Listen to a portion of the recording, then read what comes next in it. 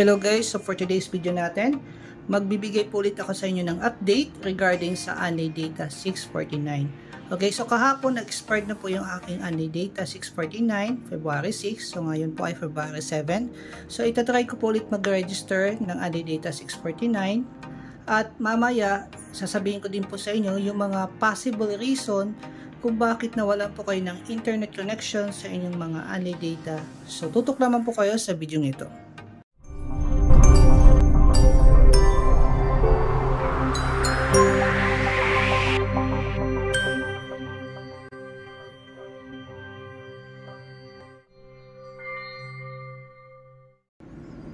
Okay guys, so ito na po yung pinakahihintay natin. Nag-expired na po yung aking AnyData 649 kahapon, February 6. Tapos ngayon, February 7, magta-try po tayo mag-register ulit ng AnyData 649. At titignan natin kung gagana pa ba sa ating mga modem dito sa H153, pati na rin dito sa H155, ano? Okay. So, ito po yung SIM card ko na gamit pa rin natin mula sa ating mga previous video, no? So, pakita ko muna sa inyo yung number niya. Ayun po yung number. Okay, so ito yung i-register natin guys sa ating smart app, ano? So, punta tayo ngayon sa ating computer at ipapakita ko sa inyo mag-register talaga tayo, no? Sa AnyData 649. Okay, so kung makikita nyo dito guys, wala tayong subscription. So, nakalagay lang dyan, subscribe magic cost 99. So, tawag po yan. Tapos, meron tayong regular load na 721. So, i-register ko po yan sa AnyData 649. So, punta tayo sa WiseHack. Don't miss out. Tapos, ito na, sa AnyData. Tap natin yung AnyData 649. And then, magsasubscribe po tayo.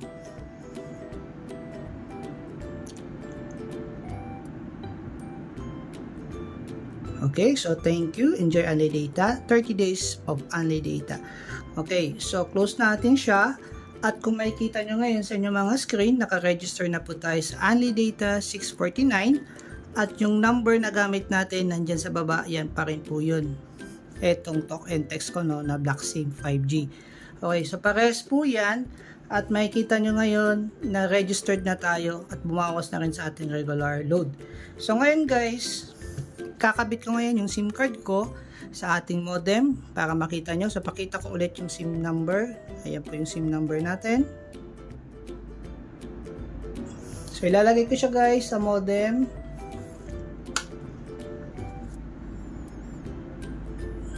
Okay, so pakita ko ulit ano.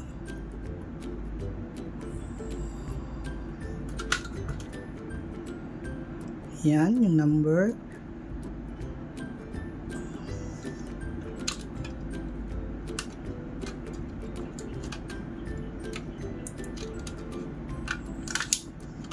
Tapos i-power on natin siya.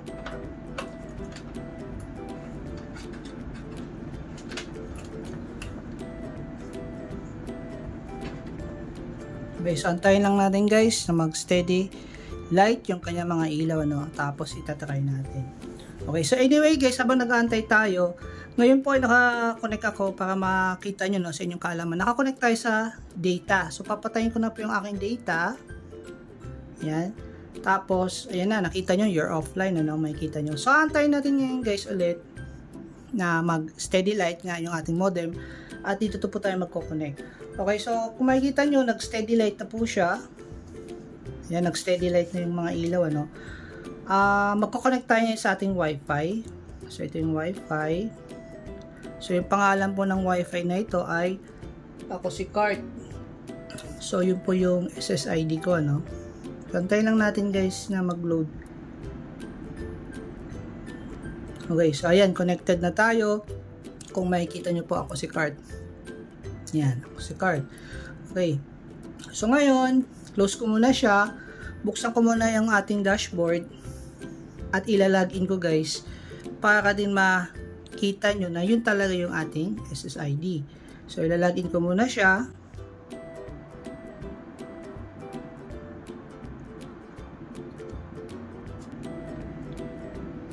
Okay, so nakalagin na tayo at connected na rin tayo. So punta po tayo sa ating Wi-Fi settings at yan, makikita nyo po sa Wi-Fi name, yung ating SSID, which is yung ACOSI card, at yun din po yung Wi-Fi kung saan tayo connected. Okay, so ngayon guys, babalik tayo ngayon sa speed test sa Google Chrome at titignan natin kung gagana, no? So magta-try ako ngayon guys mag speed test. Yan. Kung makikita nyo po, gumagana. Okay, so kitang-kita natin guys, working pa rin po siya at naglo-load ng ganyan kabilis. Okay, so yung download speed ko, 168 Mbps. Okay?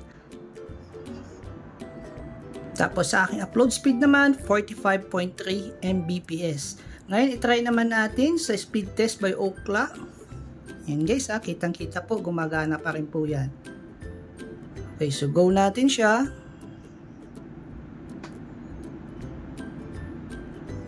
Yun. So yan, makikita nyo, pumapalo po sa 460, 480. Yan na. Okay, so nag 500 Mbps na po tayo. So, ganito siya kabilis guys kapag ka-morning. So, kung makikita nyo po sa may aking upper left side, ang oras po natin ngayon ay 7:24 AM. So, umaga po yan. Kung makikita nyo, February 7, umaga po yan. Ayan, meron akong date dito. Ayan, kung makikita nyo, umaga po yan ng February 7. Okay? So, ngayon, try naman natin sa speed test ng fast.com.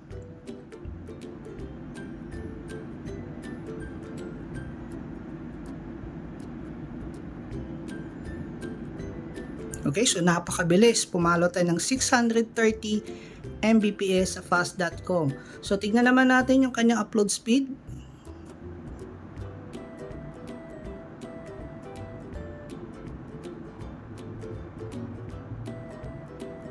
Okay, sa kanyang upload speed, nakakuha tayo ng 45 Mbps. Okay guys, so yan guys, yung proof ko na until now working pa rin po yung Only Data 649 sa PLDT Home Wi-Fi H153 model 381 ano.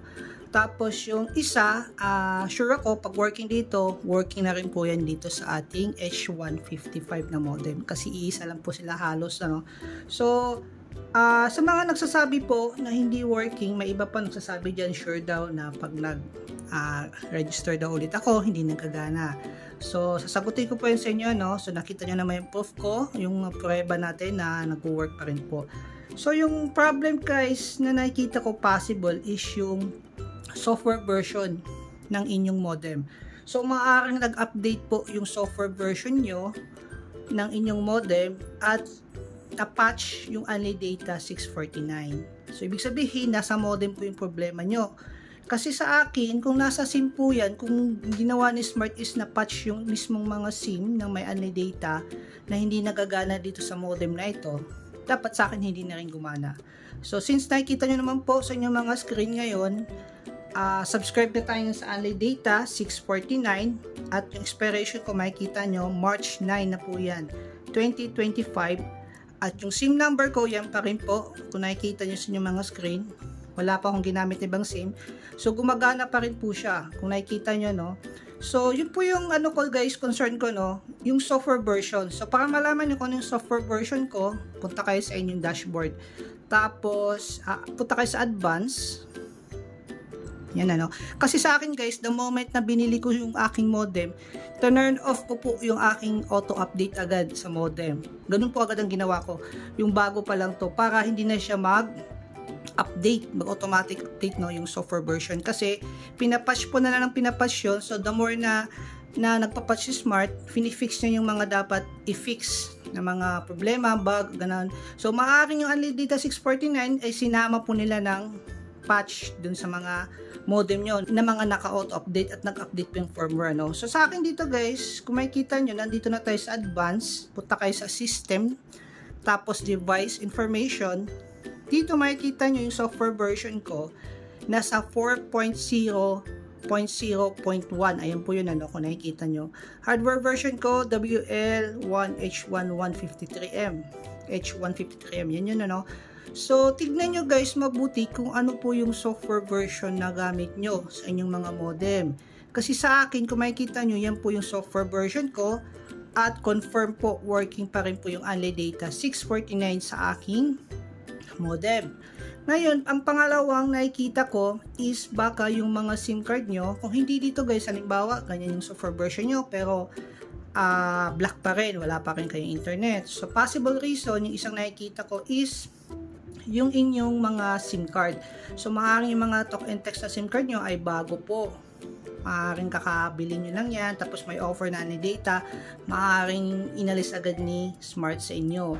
So sa akin kasi guys, luma po itong SIM ko, old SIM po talaga ito ng talk and text na 5G. So double check nyo po yung firmware, software version ng inyong device, ng inyong unit, tapos yung SIM card nyo kung bago ba, no? Yun lang naman guys, sa nakikita ko ngayon kung bakit hindi nag-work sa inyo yung mga unlimited data sa inyo. Okay, so nakita nyo naman po, working sa atin at registered tayo sa unlimited data 649. Ayan. So ngayon magsasagutin ko ulit sa inyo yung mga ibang katanungan na nag-comment sa ating mga previous video. Okay? Okay, so sa first question natin, Lods, ano na balita? Update naman dyan, goods pa ba? May speed capping ba? So may speed capping ba daw? Ito ay galing kay high risk, high reward. Okay, so sa speed test natin, nakikita ko wala pa rin mong speed capping to. Kasi kung meron, nakailang speed test na tayo na website, dapat babagal na siya pagka may speed capping. Kasi syempre, isipin mo kung naka-reach tayo ng 600 Mbps, 600 MB na agad yung parang ganon. So dito sa atin, nakikita nyo naman, working na working pa rin po, ano, yung speed test natin na yun, pumapalo tayo ng 400, 430, 450 Mbps. So, wala po itong speed capping at confirm working. Okay? So, yung ating speed test, ano, inulit ko lang para makita nyo po. 490. Okay? Yan, 489 Mbps yung ating actual speed. Okay? So, ngayon next, ang sunod na tanong. Ang sunod na tanong galing kay Marlo Dominic. Subukan mo i-register muli pag na-expire na kung gagana pa. Ha. So ito guys, medyo matindi to, may emoji pa siya, no, na parang nangaasar pa to. So ito nakikita nyo naman, ayan, Sir Marlo Dominic, ayan kung makikita nyo, no, ayan yung actual speed test ko sa Ookla at register tayo sa Only Data 649. Ayan, so sino ngayon ang haha sa atin, boss? Yan, pinakita ko sa inyo mismo, nagmagana pa. So, minsan kasi huwag tayo mag-comment na hindi naman tayo sigurado, no? So, sa inyo malamang di gumana dahil may ginawa kayo na mali. Kaya nagkaroon kayo ng problema sa unlimited data na hindi na gumagana. Okay, susunod. Ito pa, mag-review ka ulit. Galing naman ito kay Kenneth Garcia. Sabi niya, mag-review ka ulit pagka-expire na nito pa. Sure ako, di na yan gagana. Okay, so gaano ka ba ka-sure pa? So, nakita nyo naman, working na working pa rin, ano? Okay, sa speed test natin. Ayan, so, kaya sabi ko, wag muna tayo mag-comment na sure tayo. Kasi hindi naman lahat na black. So, maliban na lang kung may ginawa kayong kakaiba sa inyong modem, okay? At sa inyong mga SIM card. Okay, so next question tayo.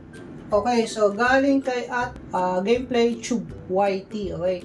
So, Lods, sa akin wala na, no internet pag salpak ko.